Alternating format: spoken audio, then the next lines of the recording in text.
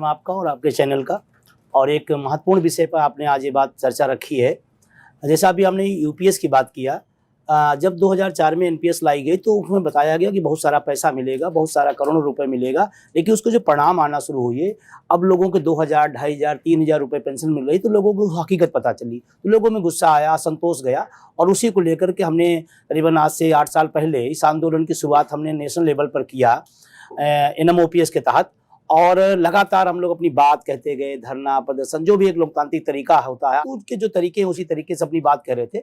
तो एनपीएस पूरी तरह से फेल हो गया, तो हम लोगों ने लगातार मांग रखी कि ओल्ड पेंशन लागू की जाए, लेकिन सरकार उसको न करके यूपीएस ला दिया। यूपीएस उससे भी बेकार है और सारा पैसा हमारा कंपनियों के हवाले कर दिया जा रहा है।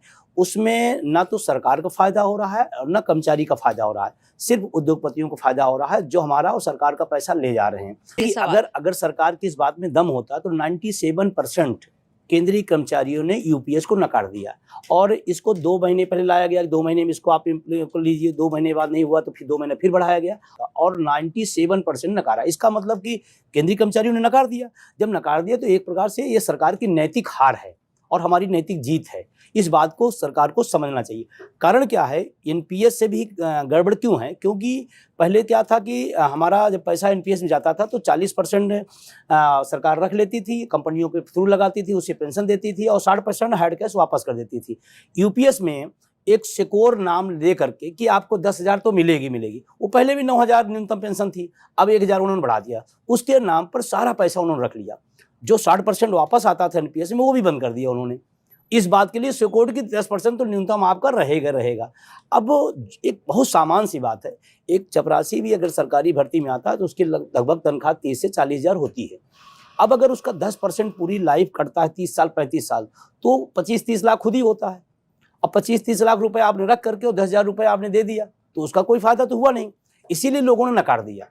तो सरकार को ये बात समझनी चाहिए कि एनपीएस और यूपीएस सरकारी कर्मचारियों को पसंद नहीं है।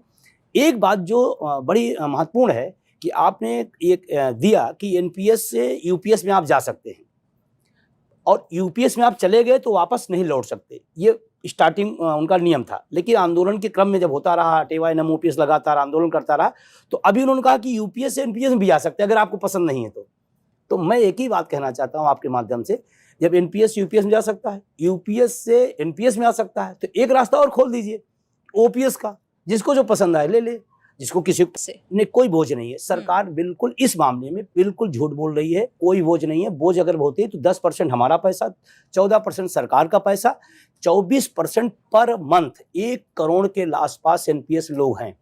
1 करोड़ को अगर आप मल्टीप्लाई 10 से भी करें तो महीने का कई अरब रुपए सरकार हमारा और सरकार अपना पैसा उद्योगपतियों दे रही, क्योंकि सारा पैसा शेयर मार्केट में लगाया जाता है। मैं ग्रामीण अंचल से आता हूं और मैं बता रहा हूं 95% को शेयर मार्केट से कोई लेना देना नहीं। हाँ, 2-4% लोग खेलते होंगे, मैं नहीं कहता, लेकिन 95% इस देश की जो भारतीय रीति रिवाज है उसमें बिल्कुल नहीं जाता है। तो आप उसका जबरदस्ती पैसा कटा कर शेयर मार्केट में लगा रहे हैं। फिर शेयर मार्केट की हकीकत क्या आ गई कि हमें जो ओल्ड पेंशन में लगभग लास्ट वेतन का 50% मिलता था, कोई 40,000 बेटा तो 20,000 उसका लगभग माना जाता था। आज हमको 2,200 रुपये मिल रहा है। तो अब आप समझिए कि 30 साल 25 साल कोई सेवाएं दिया किसी जगह और लौट के वो जाए 1400 रुपये में, गैस सिलेंडर भराने की स्थिति में और बिजली का बिल और हाउस टैक्स देने की स्थिति में नहीं रहेगा। और हमारा एक सम्मान स्वाभिमान की भी लड़ाई है, क्योंकि जिंदगी में हमने कमाया है, अपने बाल परिवार को दिया है, और हम लास्ट में अपनी दवा के लिए अपने बच्चों से, मैं आपको बहुत ईमानदारी से कह रहा हूँ, इस समय भारत में बुजुर्गों की स्थिति बहुत खराब है। अगर अपने बच्चे से चश्मा बनवाने के लिए कहता है तो 1 हफ्ते वो सोचता है कि कब कहूँ कि मेरे बेटे और बहू का मूड सही है, वो हाँ करेगा कि नहीं करेगा। इस दौर में ये भारत की जो स्थितियाँ हैं आ गई हैं, उस दौर में आदमी कैसे कोई अपनी लोगों से मांगे, और फिर वो मांगे दे न दे वो तो उसके ऊपर है। तो ये बड़ी समस्या है, बहुत गंभीर समस्या है। देखिए, एनपीएस और यूपीएस कोई पेंशन स्कीम नहीं है, पेंशन व्यवस्था नहीं, वो सामाजिक सुरक्षा है ही नहीं है। ओल्ड पेंशन सामाजिक सुरक्षा है जिसकी हमारी मांग है, जिसकी हमारी डिमांड है। एनपीएस एक स्कीम है और स्कीम आप समझते हैं आज है कल खत्म कर देंगे, और रोज उसमें आप परिवर्तन कर रहे हैं। इसका मतलब कि आप खुद सर्टिफाइड नहीं है। जो व्यवस्था 2004 में लागू हुई, आज हम 25 में बैठे हैं लास्ट में, और आज तक उसमें संशोधन चलता रहा। इसका मतलब कि सरकार जो अपना एजेंडा ला रही थी इस पर, वो खुद नहीं क्लियर है कि कहाँ हम लेके जाएंगे। और अगर क्लियर होता तो फिर यूपीएस क्यों आया? जिस बात को 20 साल से आप करें कि एनपीएस बहुत शानदार थी, फिर आपको यूपीएस क्यों लाना पड़ा? इसका मतलब कि गड़बड़ है, आपने स्वीकार किया जो हम लोग बात पिछले काफी समय से कर रहे थे, और आप फिर अभी यूपीएस ला करके, और उसमें से सबसे बड़ी समस्या आ रही है यूपीएस में। पहले पेंशन की व्यवस्था थी कि 20 साल सर्विस में फुल पेंशन का हकदार हो जाता था, आपने इसमें 25 कर दिया, तो आपने माइनस किया ना, प्लस थोड़ा किया। जो पेंशन 20 साल की नौकरी में उसको मिल जाती थी, आपने यूपीएस में 25 साल कर दिया। प्लस जो वारंटी रिटायरमेंट होता है, बीआरएस लेते हैं, मान लीजिए अर्धसैनिक बल है, बहुत सारे लोग परिवार से हजारों किलोमीटर दूर, परिवार बच्चों माँ बाप से दूर रहते हैं, ऐसे ऐसे बीहड़ में जाकर देश की सेवा करते हैं, कभी कभी दुखद स्थितियाँ आती, कुर्बानी भी देना पड़ जाता है। उन सबको आपने कहा कि अगर आप बीआरएस लेते हैं, बीआरएस अगर लेते हैं तो आपने व्यक्ति 54 साल में बीआरएस ले लिया, तो यूपीएस कहती है कि आपको पेंशन जो ड्यू होगी वो जो 60 साल आप उम्र पूरा करेंगे तब, तो 54 से और 60 में जो गैप आया समय का, क्या वो खाना नहीं खाएगा, अपने बच्चे की फीस नहीं भरेगा क्या, और उसकी जिम्मेदारियां नहीं रहेंगी, बेटों की शादी नहीं होना है, पढ़ाई नहीं कराना है, वो 60 साल तक दिया करे। तो आपने तो एनपीएस से भी गौर के यूपीएस कर दिया, इसीलिए उन्होंने कर दिया है। ये उसमें डिफरेंस है। ओपीएस ही सामाजिक सुरक्षा है। मैंने आपसे फिर कहा कि अगर हम सरकारी सेक्टर की बात कर रहे हैं, अगर आज भी कोई चपरासी भर्ती होता है तो सरकारी अस्थायी नौकरी में उसको कम से कम स्टार्टअप 25 से 30 हज़ार शुरू होगा। ये सरकारी सेक्टर की व्यवस्था है, उसको मैं बता रहा हूँ। एक आईएएस अगर इससे आता है तो आईएएस की शुरुआत हो सकता है कि 70,000 80,000 से हो, लेकिन जो पेंशन का निर्धारण होता है वो उसके लास्ट वेतन का होता है। अब लास्ट वेतन मान लीजिए वो 30 साल बाद रिटायर होता है तो उसका वेतन मान लीजिए 40,000 हो गया, तो 40,000 हो गया तो ये श्योर रहता था। ओपीएस में किसी को बताना नहीं है, एनपीएस में तो सरकार ने बता पा रही है, व्यवस्था बता पा रहा है, ना उसको पता ना हमको पता है। लेकिन ओपीएस में रहता था कि हमारी 40,000 वेतन है तो लगभग 18-19,000 लमसम हमारी लास्ट वेतन का 50% नियम है, उसका लास्ट वेतन का 50% नियम है, तो उसको पता है कि चलो मैं 18,000 19,000 समथिंग कम अलग ज़्यादा उतना मिलेगा। तो उसमें आदमी अपनी पूरा जीवन का हिसाब किताब बना लेता है कि भाई मुझे ऐसे चलना ऐसे चलना ऐसे चलना। अभी मैं आपको प्रधानमंत्री माननीय नरेंद्र मोदी साहब जी जहाँ से सांसद हैं बनारस से, वहाँ एक 24 साहब प्रिंसिपल थे इंटर कॉलेज के, 1,25,000 उनका वेतन, लेकिन एनपीएस में थे, उनका 4,044 रुपये पेंशन मिल रही। अब आप कल्पना करें जिस व्यक्ति का 1,25,000 वेतन हो, अगले महीने 4,000 हो जाए, वो कैसे जिएगा, किस तरह जिएगा? तो कैसे आप इसको सामाजिक सुरक्षा कह सकती हैं? इतना बड़ा अंतर एनपीएस और ओपीएस में है। पहली बात तो जब एनपीएस आया तो 3 राज्यों ने, पश्चिम बंगाल, त्रिपुरा और केरला, इन तीनों राज्यों ने एनपीएस को नहीं माना। बाद में त्रिपुरा में लागू हो गया और केरला में। एक ऐसा स्टेट इस देश का है पश्चिम बंगाल जिन्होंने कभी एनपीएस लागू ही नहीं किया, यानी कि कंटिन्यू वहाँ हुआ है। उसके बाद एनएमओपीएस की हमारी लड़ाई से राजस्थान, छत्तीसगढ़, झारखंड और हिमाचल 4 राज्यों में फिर से पुरानी पेंशन लागू हो गई। यानी कि आज देश में 5 राज्य ओपीएस दे रहे हैं, बाकी राज्य एनपीएस दे रहे हैं, केंद्र सरकार यूपीएस दे रही है। एक ही देश में कितनी तरह की पेंशन व्यवस्था आप लाएंगे? तो ये बिल्कुल करेक्ट है कि 5 राज्यों में आज भी पेंशन, और जहां पर लागू हो गया वहां लोगों को मिल रहा। हाँ, रिटायरमेंट क्योंकि अभी बहुत सारे लोग कम हो रहे हैं, तो अब मान लीजिए किसी राज्य में 100 लोग रिटायर हुए तो 100 लोगों को ओल्ड पेंशन मिल रही है।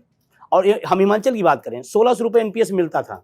एक व्यक्ति में हम वहाँ रैली करने गए शिमला में, तो 1,600 रुपये उसको पेंशन मिलता था। आज ओपीएस जब लागू हुई तो उसको लगभग 32,000 रुपये पेंशन मिल रही। तो कम से कम अपने परिवार को, ठीक है बहुत अच्छा नहीं कर पाएगा लेकिन जीवन यापन उसका हो जाएगा। इसने खुद राजस्थान में लागू किया, तब गहलोत साहब थे, बघेल साहब झारखंड में तब उन्होंने लागू किया, हिमाचल में अभी मान लीजिए सुक्खू साहब ने लागू किया, और झारखंड में हेमंत सोरेन साहब ने लागू किया।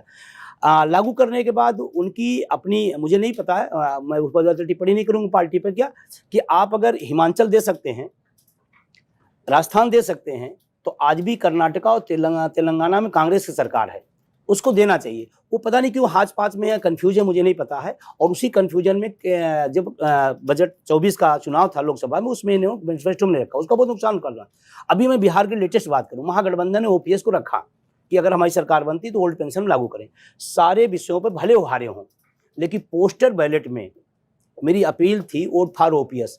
पोस्टल बैलेट में आज भी महागठबंधन ने अपना जीत दर्ज की। तो अपने मुद्दे के लिए, चाहे वो कांग्रेस हो, चाहे समाजवादी पार्टी हो, भाजपा हो, जैसे हमारे देश के रक्षा मंत्री राजनाथ साहब हैं, हमारे लखनऊ से ही वो सांसद हैं, तो हम लोग उनसे भी अपनी बात रखी। उन्होंने हमें आवाज़ पे बुलाया, उन्होंने अपनी बात रखी, उन्होंने कहा कि मैं आपकी वकालत करूंगा सरकार के सामने और मैं चाहूँगा कि ओल्ड पेंशन लागू हो।